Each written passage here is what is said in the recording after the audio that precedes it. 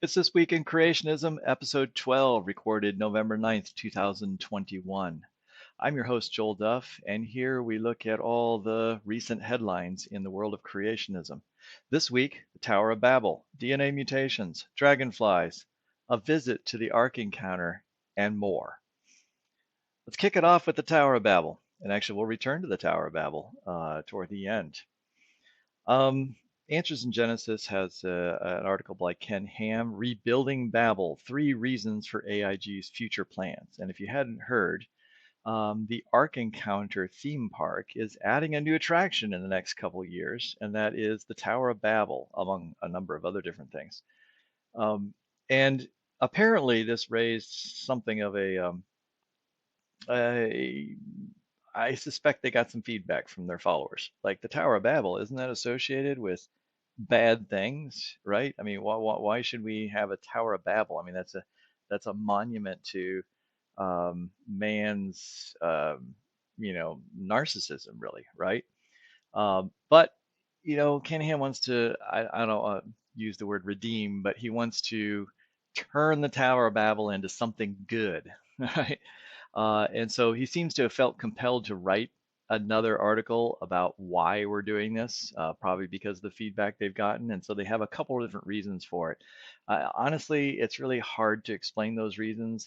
One of them is to show um, that all peoples are one people, and that the Bible is uh, distinctly opposed to any form of racism, which I agree. But he thinks that this will be able to send that message more clearly that all peoples that all human beings are one people.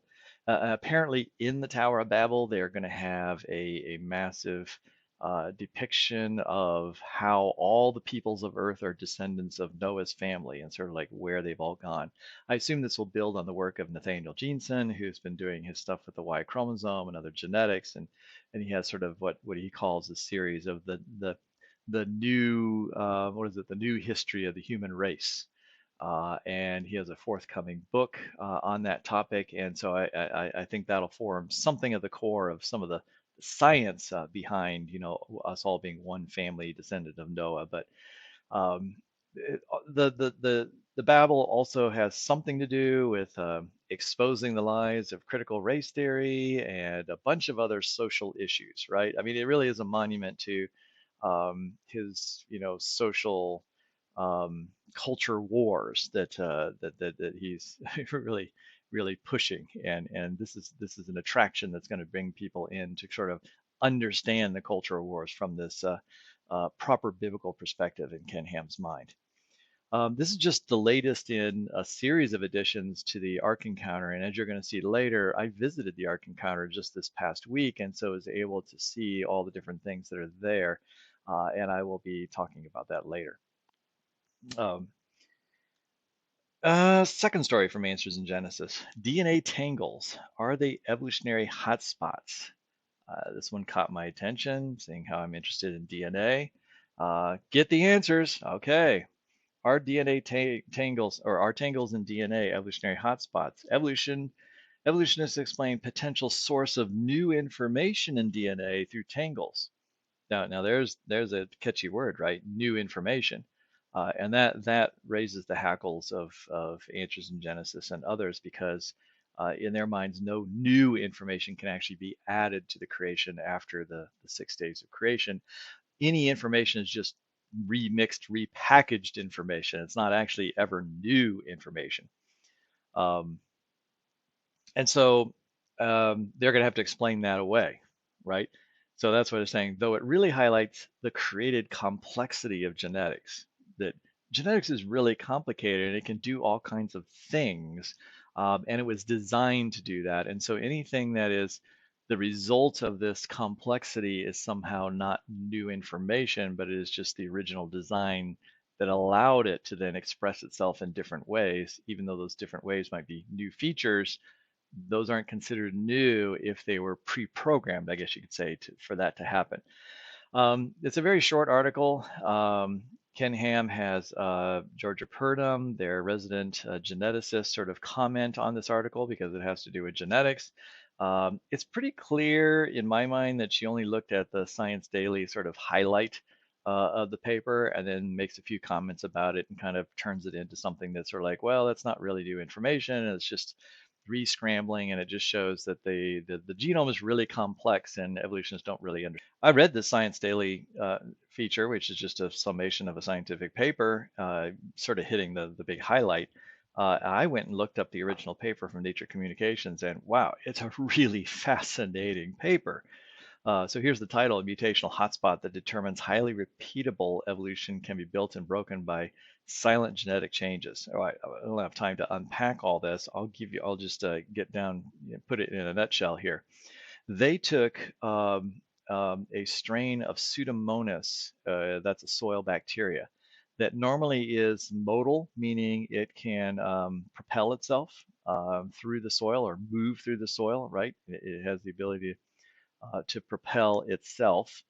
And what they did was they removed a gene from its genome, thus breaking its ability to be modal, right?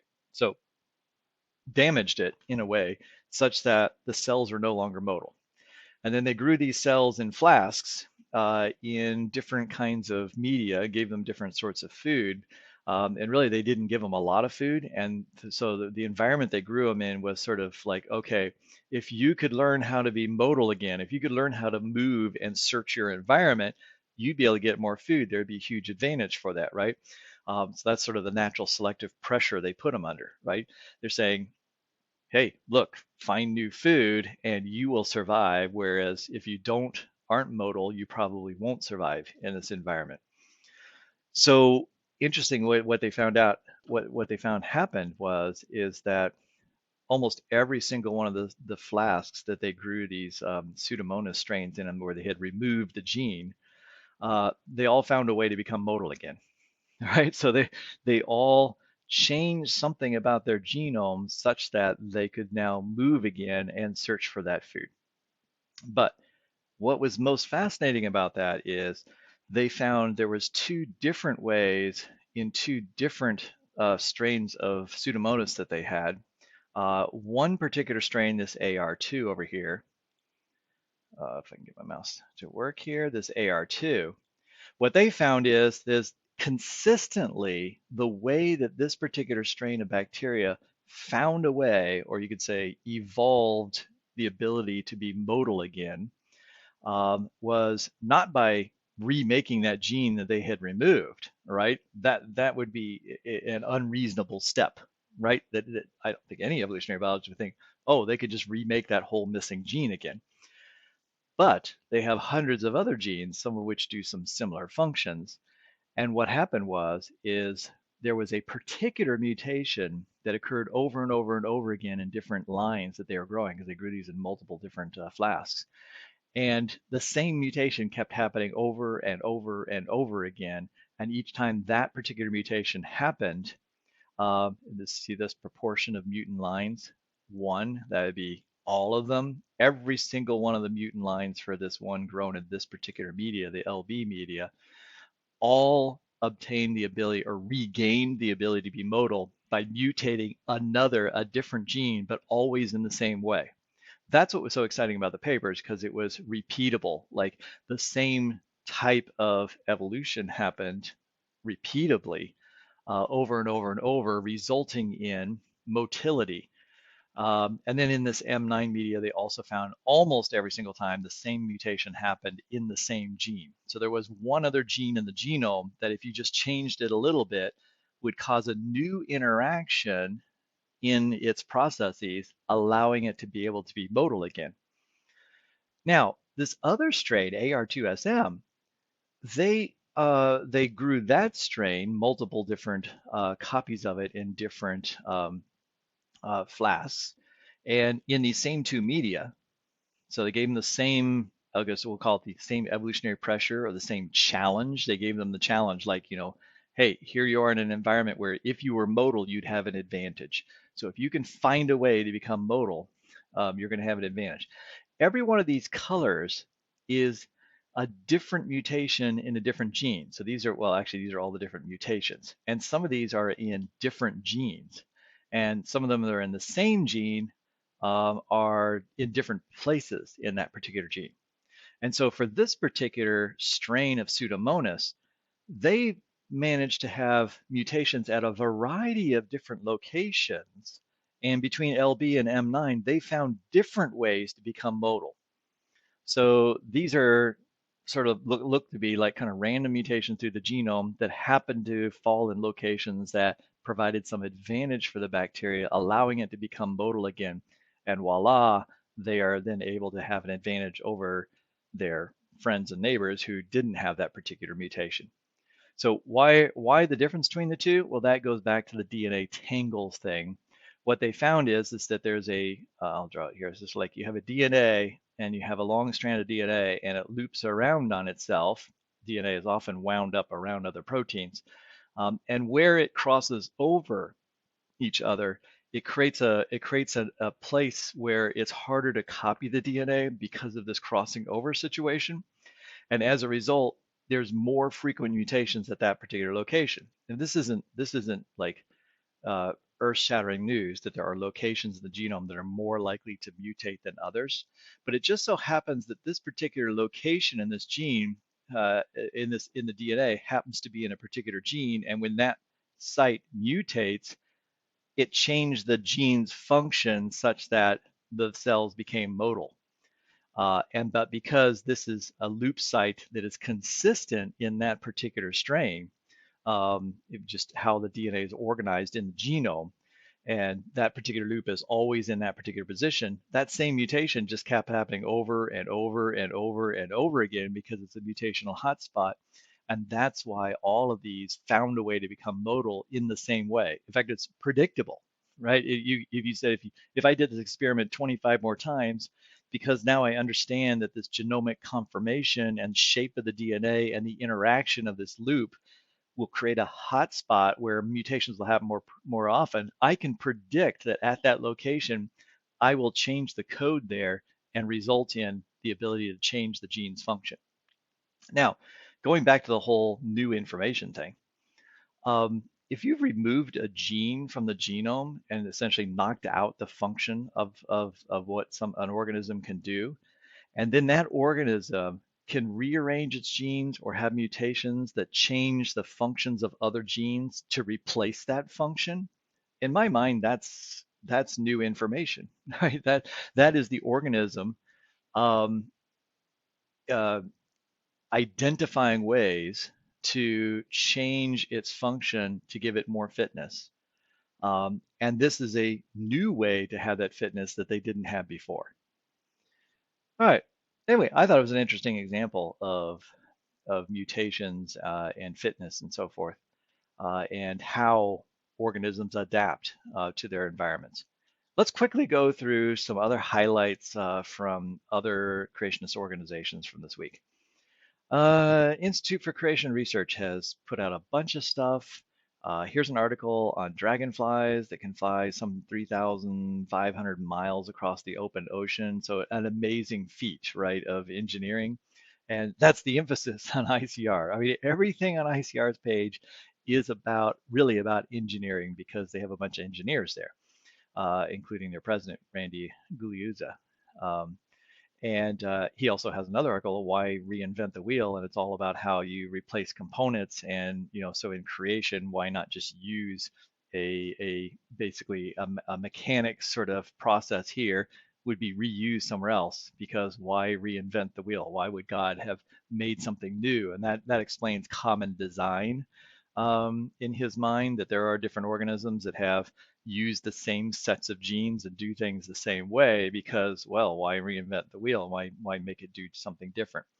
The dragonfly thing is kind of along those same lines in the sense of, hey, dragonflies are incredibly well designed and efficient, and so therefore able to fly this long distance. And it's unreasonable to think that any kind of random process could produce that kind of efficiency because it looks designed.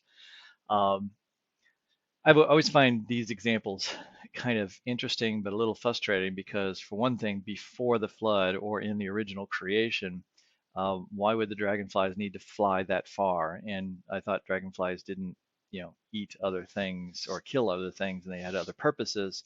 So the amazing, intricate design of today's modern dragonfly and ability to fly way off to some island that never existed before the flood is amazing design of something that didn't need to be designed for originally. So it's really an adaptation to the modern world, which is very different than the original created world. Um, and so I don't know how that jives exactly with perfect design, in the original creation. Continuing, they're talking about ant brains and um, how they are not similar to human brains. Let's not go into that.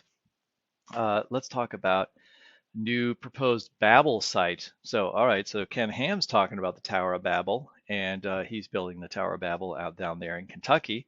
But hey, Institute for Creation Research is saying, no, we didn't find the Tower of Babel in Kentucky, right? It's actually in somewhere in Turkey. And it's been debated quite a bit. It's kind of like finding the Ark, right? There's many different ideas about where Noah's Ark would be in the mountains of Ararat or surrounding region. And Tim Clary has actually promoted this idea in the past that the Tower of Babel is actually found in southeast Turkey, and there is an old remains of a civilization that is well actually dated to be far too old than what he needs, but nonetheless he would say the dating methods are wrong, and suggests that this particular place in Southeast Asia, Southeast Turkey, is where the Tower of Babel was. And for him, that makes sense because that is relatively close to, as he says, it's fairly close to the mountains of Ararat, and so there wouldn't be far to travel, and that's why all the people congregated there. And also, he says, the Bible talks about traveling from the east to get to the Tower of Babel, and where usually people say the Tower of Babel is like some kind of ziggurat in the Babylonian, Mesopotamian area, and that would not be to the east from the mountains of Ararat. It'd be more like southwest of the mountains of Ararat. I'm sorry, it is to the southeast, but you wouldn't go to the east. Um, or wouldn't come, I'm sorry, come from the east in order to get there, right? You'd be coming from the west to get there. And so he thinks this is a more biblical understanding of where the ark is. Now, this is not critical stuff by any means. What I found interesting about this particular paper is he took the opportunity to take another jab at institutes for, I'm sorry, for answers in Genesis in the site. Didn't directly um, mention them. However, we have talked many times, and I have talked many times about how there's a huge difference between Institutes for Creation Research and their view of where the flood boundary is, the place where the Answers in Genesis says that all the flood deposits are here in the Paleozoic and Mesozoic, and then all of the Cenozoic rocks, a lot of rock, is actually in the post-flood area. Whereas the Institute for Creation Research takes a very different approach. They say that the flood accounts for all of this part of the geological column, and only what secular scientists say is from 2.6 million years, or the Paleozoic region, right? Sorry, not the Paleozoic, Paleogene. Um, only this yeah, sorry, just misspoke again. The Quaternary, getting all my geological column terms wrong here today. Saying only the Quaternary period is actually represents stuff that happened after Noah's flood. So all of that only happened in the last 4,500 years. So now, how does this article on the Tower of Babel take a dig at answers in Genesis for their particular view? Well, he goes on to note, even though it's a short article, he spends 1/3 of the time talking about how the areas of Turkey and a good portion of the Mesopotamian region contains marine deposits that are in the Cenozoic that are dated after this break point here. And so, therefore, how could the Tower of Babel or even the mountains of Ararat and have how could the Noah have landed there and walked out on rock that didn't exist yet? Um, Whereas, if this again this ancient ruins that he's identifying as the Tower of Babel, it's sitting, and he's absolutely right. He's being completely logical here in terms of being consistent with his own arguments here. He's saying that civilization is sitting on top of rock, right?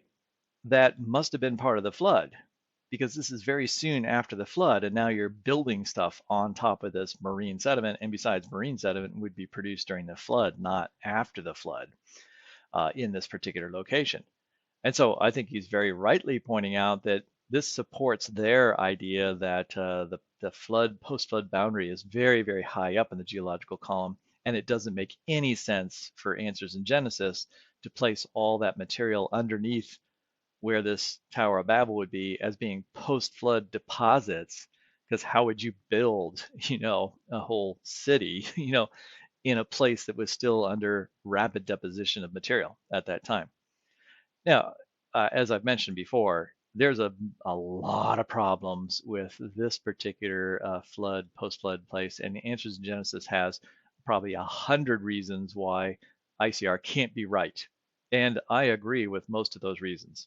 And as I've also said before, Institutes for Creation Research has a lot of reasons, like this one right here, why Answers in Genesis has to be wrong about their much deeper flood, post-flood boundary. And so I look at that and I say there is another alternative, and that is you're both wrong, right? You know, um, you're both absolutely right about why the other is wrong, all right? Which means you've actually shown that each of you is wrong about where the boundary is. And so the fact that they can't find the boundary should suggest they ought to consider alternative explanations for the geological column. I'll just leave it there.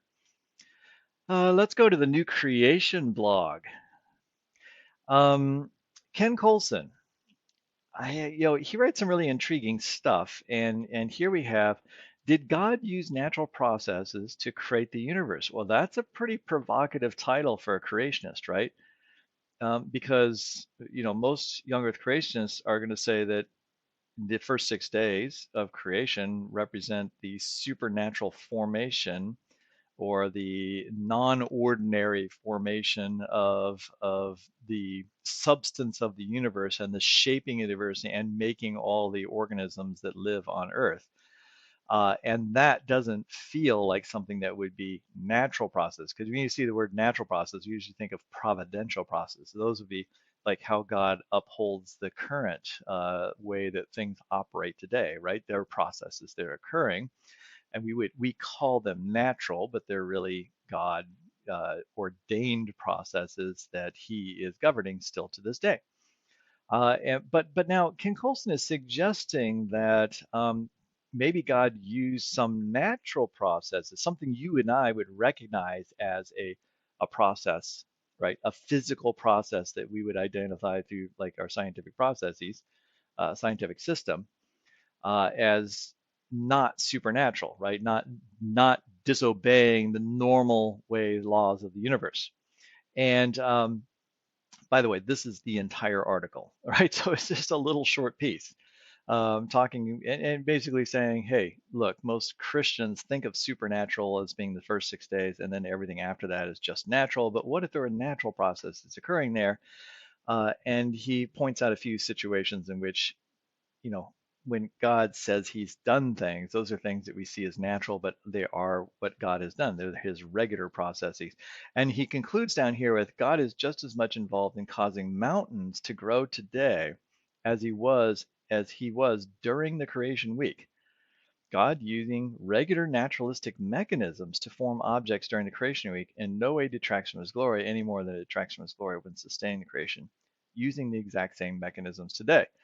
And if you know his book, Creation Unfolding, and have read any of his other blog, you'll recognize that he attempts to explain a bunch of different phenomena in the natural world as being having been created in natural ways, sort of like the core of the earth and how we've separated the layers and the mantle and so forth. He tries to explain that as processes that are occurring that God is guiding and directing, But rather than just snapping his fingers and there it is, right? Because after all, God created in 6 days. He didn't just instantly create everything. Some of the found, some of uh, the old fathers of Christianity from the early centuries actually talked about, hey, why not just have why couldn't God just done it instantly? But no, he used a period of time, and that period of time actually suggests processes were occurring rather than just instantaneous fiat creations. And even the language suggests that, right? God brought forth from the ground, all right, the plants. And so the plants are growing up from the ground. And I think it's really challenging for I think, really Christians to think about how that would happen within this young earth framework, because within the young earth framework you only have, right, the 24 hours. And so what does that look like, if you were standing there and watching this creation being set forth? What would that look like? Would you see things happening in some kind of progression, like things rapidly growing, or would you just be sitting there and all of a sudden something would just appear fully formed? That's a really interesting thing to think about, and that's something that Colson thinks about quite a bit. Um, all right, I'm only showing this to show that, well, Ken Ham is talking actually tomorrow down at Louisiana College, which is going to rename itself Louisiana Christian College. And it's not that it wasn't Christian before, but they're going to explicitly add the word Christian to their name, and sort of kicking off this sort of like transformation or rebranding of themselves. Um, they have Ken Ham coming to give a series of talks. And of course, his talks aren't going to be about science. They are going to be about culture war stuff, right? They're going to fire people up in terms of like, we need this Christian education. We need to set ourselves apart from the world and focus on, making ourselves distinct. And this is something that I'm sure Louisiana Christian College does. So the college scene right now among private schools is that, I mean, all schools are having a difficulty, right, attracting students. And many Christian colleges are failing. But some of the smaller Christian colleges that have very distinctive um, programs and very, I'll say, distinctive sets of, oh, what's the word I'm looking for? Statements of faith, have had some advantages. And I think that's what Louisiana Christian College is doing here, is they're saying, look, we're going to invite Ken Ham and we're going to have like, this is going to be our persona now. That we're a conservative Christian college where your student will be safe if you send them here. And we're teaching the right things. And Ken Ham's going to kind of help lay that ground and that vibe there. And other schools like Cedarville and others that I just saw at the Creation Expo at the Ark Encounter, they're using this sales pitch that is not just young Earth creationism at all. That's only just a very small part of it. It's the whole package of other associated issues that Ken Ham would say, if you get that right, right? If you get Genesis right, you'll also have these other issues right. And this is what you now will identify this place and makes it different than other sort of generic Christian colleges. So it's just, I think it's a strategy. It's a strategy for smaller Christian colleges to, they're going to lose some students, but the hope is that they're going to gain those students, other students, and have a, I guess you could call it a solid base, right? Right? They're appealing to a very narrow base, but an extremely devoted base, and that's what they're hoping to gather there. Now, I think they're going to come into direct competition with Cedarville and some other places too, but we'll see. Okay, so creation.com, there's been a bunch of stuff there. None of it's too exciting. They do have this article up there right now. Why interpret Genesis through the lens of ancient Near Earth pagan Christian myths? And in here, a pastor who writes this recounts what in his mind is the sad story of of somebody who came to the faith in the church and then went off to college, a Bible college. He doesn't say what Bible college, but anyway, at this Bible college, the student learned a bunch of things, was really excited about what they learned, came back and told his pastor he wanted to meet with him, and he had learned a bunch of new things about Genesis. And what he shared with him was a video by John Walton, and so this article is sort of the response that this pastor had about sort of breaking down why John Walton is wrong, and how he's so sad that this is what Christians are learning at Christian colleges or Bible colleges, and so forth. So um, I found it interesting because it was pretty clear that it was a case of conversion from the young earth creationism to something else, once he went to this biblical college. And again, it's full of all kinds of warnings about sending your kids away from college, which is why I go back to here, right? Louisiana Christian College. If Ken Ham comes and gives a talk and endorses your college, then that makes parents feel like, oh, that's a safe spot, right? I don't have to worry about these types of stories, right? These kind of stories that occur that you're hearing about are meant to then drive you to make sure that you don't expose your children, expose yourself in a church or in a situation where you're going to hear these ideas, because you shouldn't even hear these ideas at all. Unless you're an extremely mature Christian, basically everything about the Bible, and then maybe you can look at these things just to sort of be able to be an apologist and refute them.